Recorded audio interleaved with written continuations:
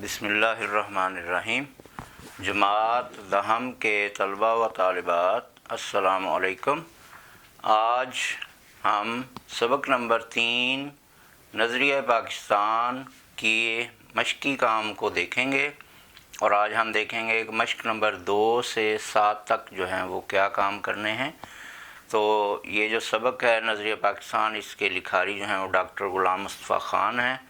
تو یہ بڑا تاریخ پاکستان کے حوالے سے بڑا اہم سبق ہے، اور اس میں آپ کو بہت سی معلومات بھی جو ہے وہ ملیں۔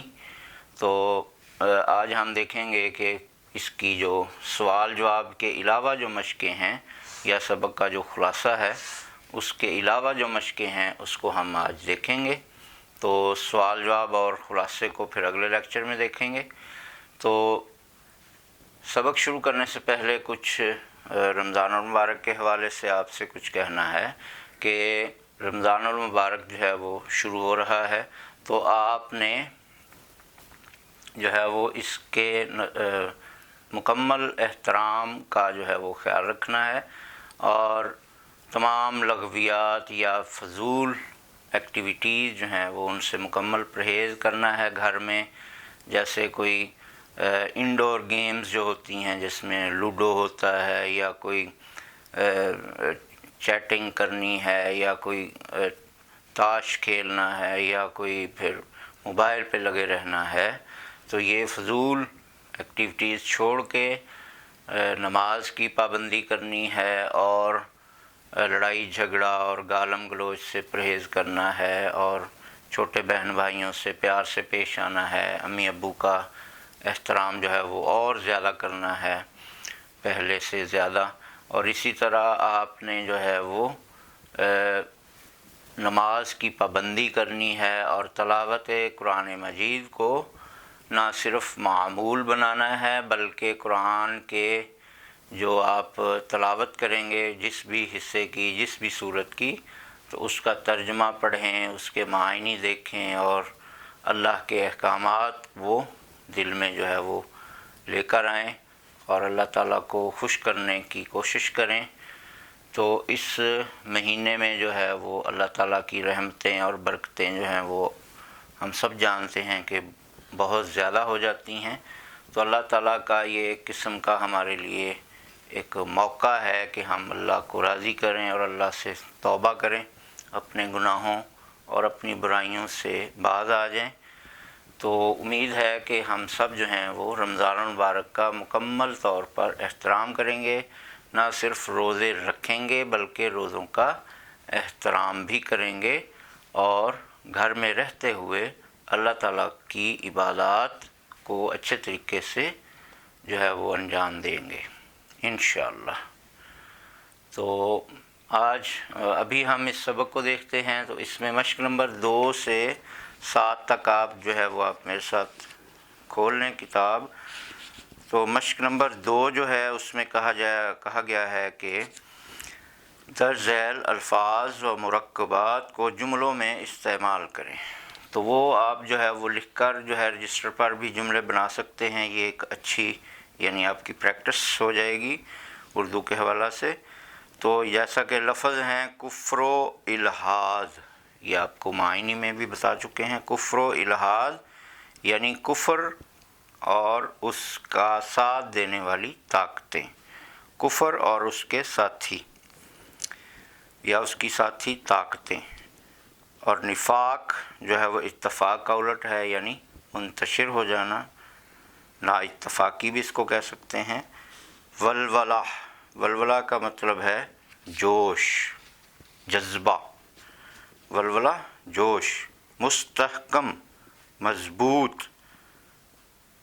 ذک پہنچانا، ذک ہوتا ہے نقصان پہنچانا۔ خود مختار یعنی اختیار رکھنے والا، اختیار رکھنے والا جو اپنی مرضی سے احکامات جاری کر سکے، تو اس کو کہتے ہیں خود مختار۔ جمعیت، جمعیت کا مطلب ہے جمع ہونا، ایک ہونا، اکٹھے ہونا۔ اخوت کا مطلب ہے بھائی چارہ، یعنی آپس میں جو ہم بھائیوں کی طرح مل جل کر رہتے ہیں تو اس کو اخوت کہتے ہیں۔ عمل پیہم کا مطلب ہے مسلسل عمل، فلاح و بہبود یعنی عوام کی یا لوگوں کی فلاح کے کام کاج یا لوگوں کی بہتری کے لیے جو کام کاج کیے جاتے ہیں اس کو کہتے ہیں فلاح و بہبود۔ تو اللہ تعالیٰ جملے آپ بنا سکتے ہیں کہ اللہ تعالیٰ کفر و الحاد کو نیست و نابود کرے، یا کفر و الحاد کی ہمیشہ سے اسلام پر غلبہ پانے کی کوشش رہی ہے۔ نفاق کا مطلب ہے کہ ہمیں نفاق کے تمام ذرائع جو ہے وہ ختم کرنا ہوں گے، یا ہمیں نفاق سے پرہیز کرنا چاہیے۔ ولولہ، قائد اعظم نے ایک ولولہ انگیز تقریر کی۔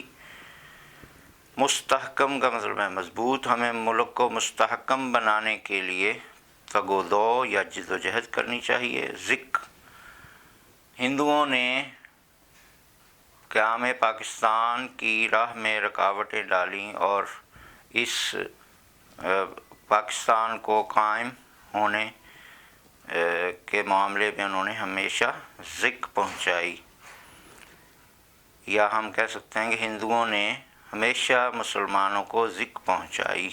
خود مختار، پاکستان ایک آزاد اور خود مختار اسلامی ریاست ہے۔ جمعیت، ہماری جمعیت کا انحصار نظریہ اسلام پر ہے۔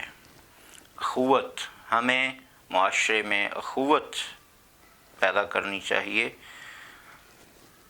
یا ہمیں اسلامی اخوت پر عمل کرنا چاہیے۔ عمل پیہم، قیام پاکستان ایک عمل پیہم کا نتیجہ ہے، یعنی مسلسل عمل کے بعد وجود میں آیا۔ تو کامیابی ہمیشہ عمل پیہم سے ملتی ہے۔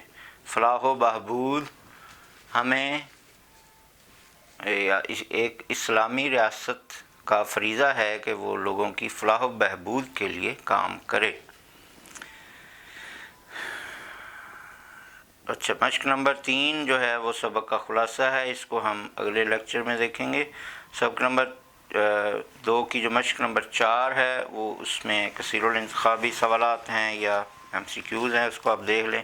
سبق کے مصنف کا نام وہ آپ جانتے ہی ہیں اور لکھا بھی ہوا ہے، ڈاکٹر غلام مصطفیٰ خان۔ اکبر کے دور میں دین کی سربلندی کے لیے کس نے سختیاں جھیلیں؟ تو یہ ہیں مجدد الافسانی، سید احمد بریلوی اور شاہ اسماعیل شہید۔ کب شہید ہوئے؟ تو یہ آپ نے پڑھا پہلے صفحہ میں کہ 1831 عیسوی میں، 1831 یعنی 1831 میں۔ کانگریس کب قائم ہوئی؟ تو یہ آپ نے پڑھا کہ ایک انگریز جو ہے وہ شخص، اس نے یہ 1885 میں جو ہے وہ انڈین نیشنل کانگریس جو ہے وہ اس کا آئیڈیا دیا اور پھر ہندوؤں نے یہ قائم کی۔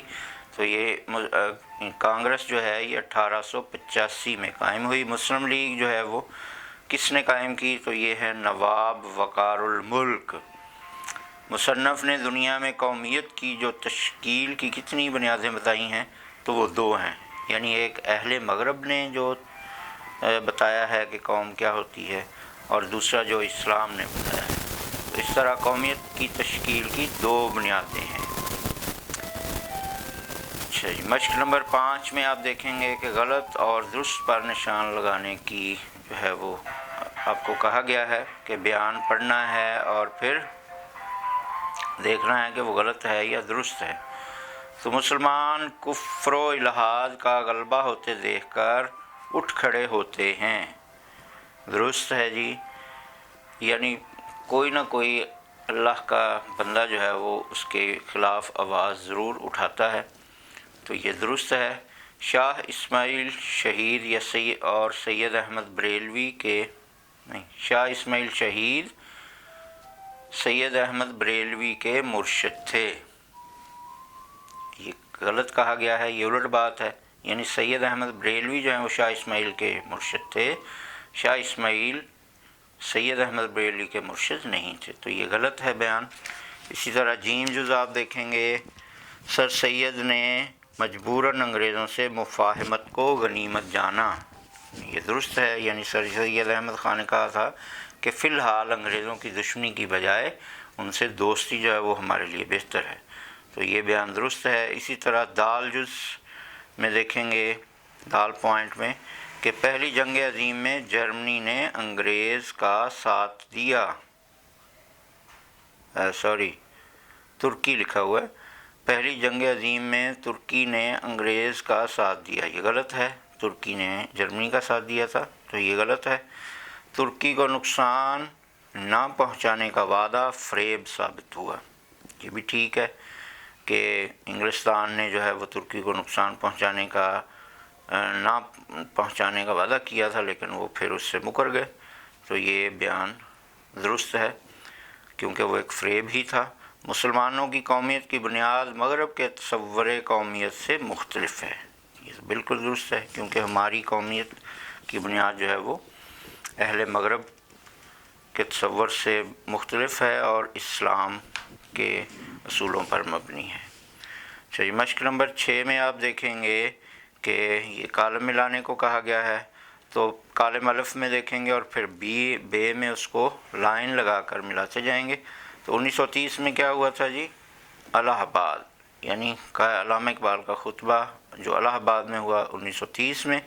کانگریس قائم ہوئی 1885 میں، مسلم لیگ 1906 میں، نظریہ پاکستان اسلامی زندگی، اور ایک بیچ میں رہ گیا 1831 میں شہادت شاہ اسماعیل شہید، نظریہ پاکستان اسلامی زندگی۔ اچھا جی پیارے بچوں، مشق نمبر جو 7 ہے اس میں کہا گیا ہے کہ جو آپ کا جو سبق ہے اس میں بہت سی جلیل القدر یا شاندار کردار رکھنے والی شخصیات کا ذکر آیا ہے، ان کے نام آئے ہیں۔ تو 7ویں مشق میں کہا گیا ہے کہ نظریہ پاکستان سبق میں جو آپ نے بلند خوانی کے دوران مختلف شخصیات کا تعارف پڑھا یا ان کے نام آپ نے ملاحظہ کیے، تو ان میں سے ایک شخصیت پر آپ نے مفصل نوٹ لکھنا ہے، یعنی 10-15 لائنوں کا ایک پیراگراف لکھنا ہے۔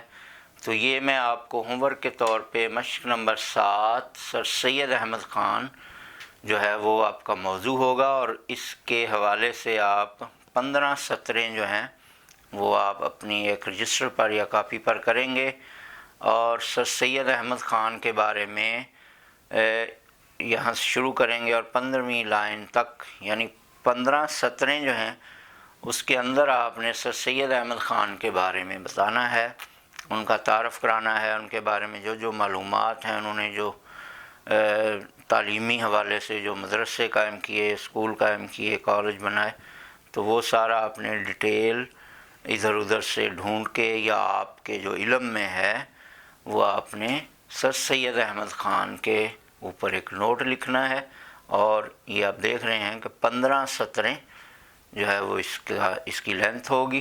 تو یہ آپ کا آج کا ہوم ورک ہے کہ مشق نمبر 7 اسی طرح آپ نے ہیڈنگ دینی ہے اپنی کاپی پر، مشق نمبر 7 سر سید احمد خان، اور پھر اس کو 15 سطریں آپ لکھیں گے سر سید احمد خان کے بارے میں۔ اسی طرح پھر آپ اوپر جو ہے وہ سبق نمبر 3 اور مصنف کا نام، یہ 2 چیزیں لکھ کے اس کے بعد یہ مشق نمبر 7 لکھیں گے، پھر یہ ہیڈنگ دیں گے اور پھر یہ 15 سطریں لکھیں گے۔ تو یہ آپ کی پریکٹس کے طور پہ اور ایک خوش خطی کا بھی اس میں آپ نے صفائی کا خیال رکھنا ہے کہ خوبصورت 15 سطریں لکھی ہوئی نظر آئیں، کھلا کھلا لکھنا ہے اور بہترین لکھائی میں لکھنا ہے، اور سر سید احمد خان کے بارے میں اچھی اور مفید معلومات دینی ہے۔ تو یہ آج آپ کا ہوم ورک آپ سمجھ لیں کہ آپ کو دیا جا رہا ہے، امید ہے کہ آپ اس کو کریں گے۔ اگلے لیکچر میں ملاقات ہوگی، والسلام۔